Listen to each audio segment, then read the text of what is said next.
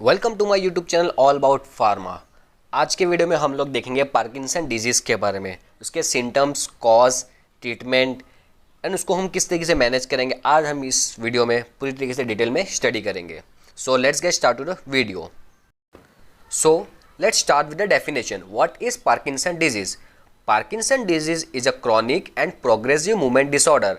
Means जो symptoms है वो कंटिन्यूसली इसके बढ़ते जाते हैं और ख़राब करते हैं हमारी बॉडी को। Nearly 1 million people in the US are living with Parkinson disease. और इसका कॉज जो है वो पूरी तरीके से अननोन है। इसकी कोई एक प्रॉपरली ट्रीटमेंट नहीं है जो इस डिजीज़ को क्योर कर सके। These are the treatment options such as medication and surgery to manage its symptoms। या तो मेडिकेशन द्वारा या तो सर्जरी के द्वारा हम इसके सिम्टम्स को मेंटेन कर पाएंगे, बट इसकी पर्टिकुलरली कोई भी मेडिसिन या तो कोई भी मेडिकेशन नहीं है। अब इसके हम सिम्टम्स की बात करें, पार्किंसन डिजीज सिम्टम्स, तो मूवमेंट डिसऑर्डर में क्या क्या होगा?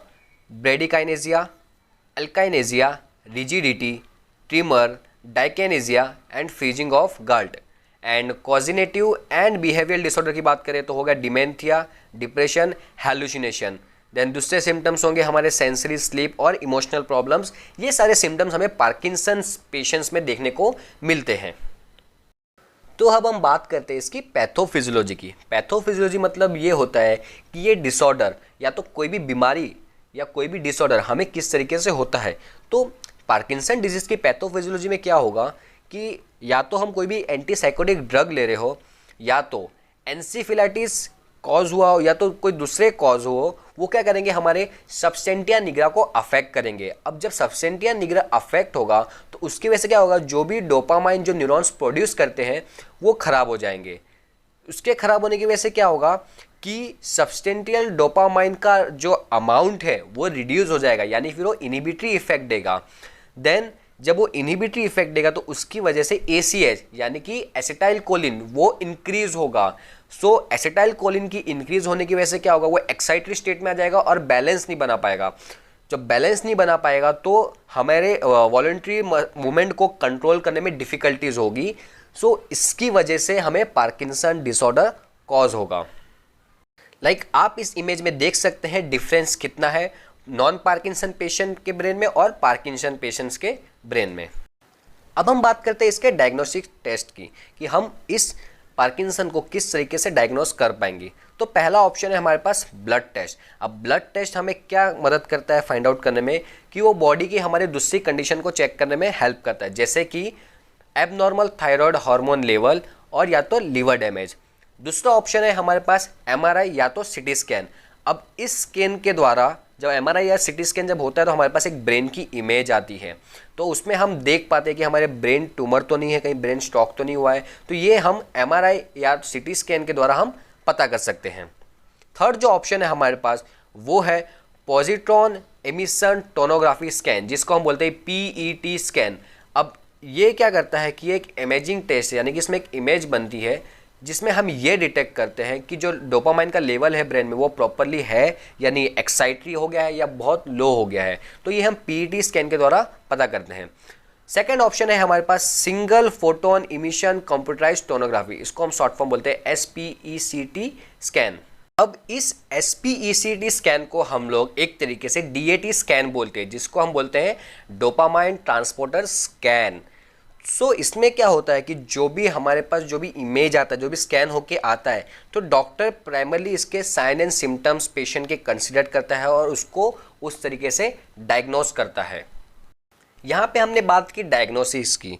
अब जब डायग्नोसिस हुआ, अगर किसी पेशेंट को पार्किंसन के साइन एंड सिम्टम है तो उसको हम किस तरीके से क्योर करेंगे। तो अगर ट्रीटमेंट की बात करें तो हमारे पास 3 ऑप्शन होते हैं, pharmacological treatment, non pharmacological treatment and surgery. तो अगर फार्माकोलॉजिकल ट्रीटमेंट की बात करें तो पहला हमारे पास ऑप्शन है डोपामाइन प्रिकर्सर, फॉर एग्जांपल लेवाडोपा। लेवाडोपा को हम लोग कॉम्बिनेशन ऑफ कार्बोडेवा के साथ देते हैं ताकि वो इनहिबिट कर सके फेरिफेरल डीकार्बोक्सिलेज को। सेकेंड ऑप्शन है हमारे पास एमांटाडिन। एमांटाडिन क्या करेगा, जो डोपामाइन का जो प्रोडक्शन डिक्रीज हुआ है उसको वो इंक्रीज कर देगा। थर्ड ऑप्शन है हमारे पास डोपामाइन अगोनिस्ट। अब डोपामाइन अगोनिस्ट क्या करेंगे कि वो डोपामाइन रिसेप्टर को स्टिमुलेट करेंगे ताकि डोपामाइन इंक्रीज हो ब्रेन के अंदर। फोर्थ ऑप्शन है हमारे पास COMT इनहिबिटर, यानी कि कार्बोक्सी ओ मिथाइल ट्रांसफरेज इनहिबिटर। अब ये क्या करेगा कि COMT की वजह से क्या हो रहा था कि हमारा जो डोपामाइन है वो डिग्रेड हो रहा था, तो COMT जब इनहिबिट हो जाएगा तो वहाँ पे डिग्रेडेशन स्टॉप हो जाएगा। अगर हम COMT इनहिबिटर की बात करें तो हमारे पास ऑप्शन है एंटाकैपोन एंड टॉलकैपोन। फिफ्थ ऑप्शन है हमारे पास MAO इनहिबिटर, ये भी सेम फंक्शन करेगा। जो डोपामाइन का डिग्रेडेशन हो रहा है तो MAO इनहिबिटर उसको स्टॉप करेगा, इसकी वजह से डोपामाइन का डिग्रेडेशन स्टॉप हो जाएगा। अब अगर MAO इनहिबिटर की बात करें तो ऑप्शन है हमारे पास सेलिग्लिन। सिक्स्थ ऑप्शन है हमारे पास एंटीकोलिनर्जिक। अब एंटीकोलिनर्जिक का काम क्या है, जो ACH2 इंक्रीज हुआ है उसको क्या करेगा, वो डिक्रीज करेगा। जैसे ही ACH डिक्रीज होगा यानी कि एसिटाइल कोलाइन डिक्रीज होगा तो हमारा डोपामाइन का लेवल इंक्रीज हो जाएगा। तो जैसा कि मैंने आपको बताया ट्रीटमेंट में हमारे पास 3 ऑप्शन है, pharmacological, non pharmacological and surgery. तो हमने फार्माकोलॉजिकल ट्रीटमेंट देख लिया जिसमें हम मेडिकेशन यूज़ करेंगे। दूसरा है नॉन फार्माकोलॉजिकल जिसमें हम मेडिकेशन यूज़ नहीं करते। तो नॉन फार्माकोलॉजिकल में हम क्या करते हैं, एजुकेशन प्रोवाइड करते हैं, उस चीज़ के बारे में बताते हैं, न्यूट्रिशन देते हैं, एक्सरसाइज कराते हैं, स्पीच थेरापी, तो ये सारे आते हैं नॉन फार्माकोलॉजिकल ट्रीटमेंट में। अब सर्जरी की बात करें तो इसमें हमारी जो ब्रेन डीप स्टिमुलेशन सर्जरी होती है जिसके बाद हम पार्किंसन से क्योर होने के चांसेस हमारे बढ़ जाते हैं।